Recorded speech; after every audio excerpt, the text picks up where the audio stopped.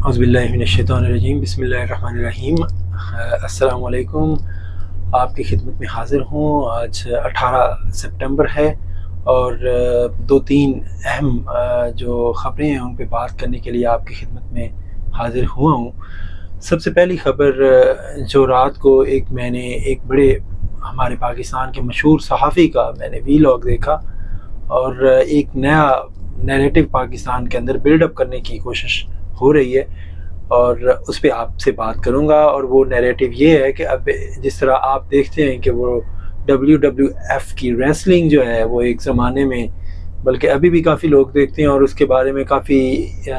باتیں ہوتی تھیں کہ وہ ایک پری پلانڈ ہے، ایوری تھنگ از فکسڈ، اور کس طرح لوگوں کو لوگ بڑے شوق سے دیکھتے تھے کہ فلاں ریسلر نے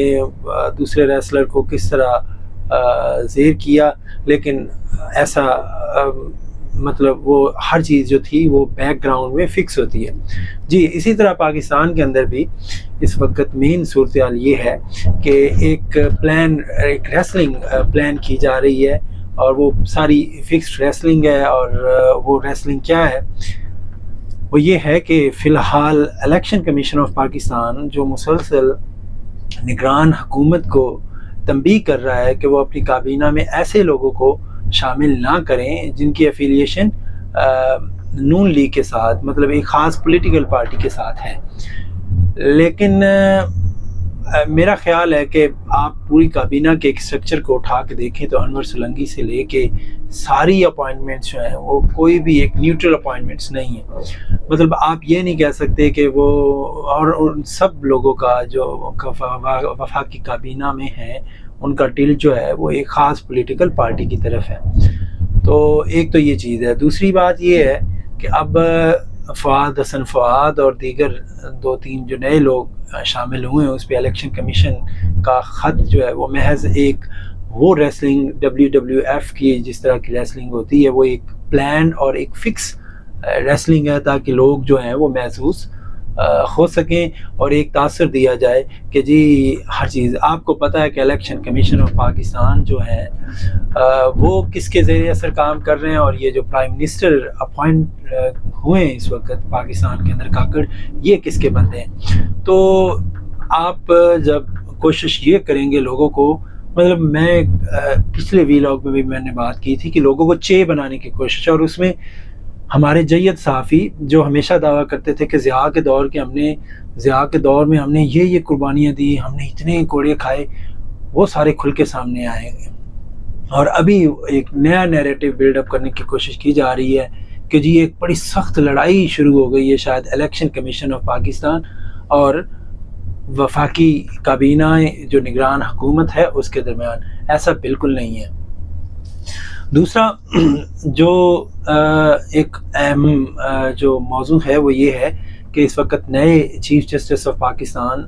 قاضی فائز عیسیٰ نے حلف اٹھایا ہے، اور قاضی فائز عیسیٰ جو ہیں وہ اپنا ایک خاص ایک سٹانس اور ایک خاص مقام رکھتے ہیں کچھ باتوں کی وجہ سے۔ ان کے حوالے سے دو ڈیفرنٹ قسم کے آپ کنیکشنز یا ان کو آپ ان سمپل ورڈز آپ دو چیزوں سے ان کو ایسوسیٹ کر سکتے ہیں۔ کچھ لوگوں کا خیال ہے کہ وہ پچھلے ان کی ججمنٹ دیکھیں جو ان کی ججمنٹ تھی فیض آباد والا دھرنا، اس حوالے سے تو آپ کو یہ نظر آتا ہے کہ قاضی فائز عیسیٰ جو ہیں وہ اینٹی اسٹیبلشمنٹ ایک کریکٹر ہیں، اور آف کورس وہ سیولین سپرمیسی پہ یقین رکھتے ہیں۔ اور دوسرا جو سٹانس حالیہ جو چیف جسٹس عمر عطا بندیال کے دور کے اندر ایک جو کشمکش نظر آئی، اور وہاں سے ایک نیا تاثر یہ پیدا کرنے کی کوشش کی جا رہی ہے کہ شاید چیف جسٹس آف پاکستان جو موجودہ چیف جسٹس آف پاکستان ہے وہ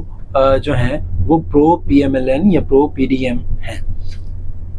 اب یہ وقت ثابت کرے گا کہ وہ اپنا جو ایک سٹانس ہے، کیونکہ یہ کچھ صحافیوں کے حوالے سے بھی ہمیں پہلے بڑی کنفیوژن تھی کہ شاید وہ اینٹی اسٹیبلشمنٹ ہیں، لیکن بعد میں ہمیں احساس ہوا کہ وہ ایکچولی اینٹی اسٹیبلشمنٹ نہیں تھے بلکہ پرو PMLN یا پرو PDM تھے۔ لیکن قاضی فائز عیسیٰ ایک مختلف شخصیت کے حامل شخص ہیں، تو ہمیں اس بات کا انتظار کرنا چاہیے کہ وہ وقت کے ساتھ ساتھ اپنا جو ان کے بارے میں ایک اینٹی اسٹیبلشمنٹ ایکٹر ہونے کا ایک تاثر ہے وہ کس طرف جاتا ہے. حیران کن اس وقت بات جو ہے یہ جاوید چودھری والا حیران کن نہیں ہے. بہرحال حیران کن بات یہ ہے اس وقت پاکستان کے اندر کہ کچھ صحافی جو ہیں بڑے جید صحافی جو کسی زمانے میں ایک دوسرے کے خلاف ہوتے تھے، کامران خان اور حامد میر اب ایک ٹیبل پہ آپ کو نظر آتے ہیں، اور اسی طرح وہ صحافی جو سویلین سپرمیسی کی بات کرتے تھے اب وہ آپ کو اسی مطلب ایک جو اس فوج کے اندر ایک کریکٹر کو جو جس کی پولیٹیکل انوالومنٹ ہے اس کو سپورٹ کرتے نظر آتے ہیں. کہنے کا یہ مطلب ہے کہ ابھی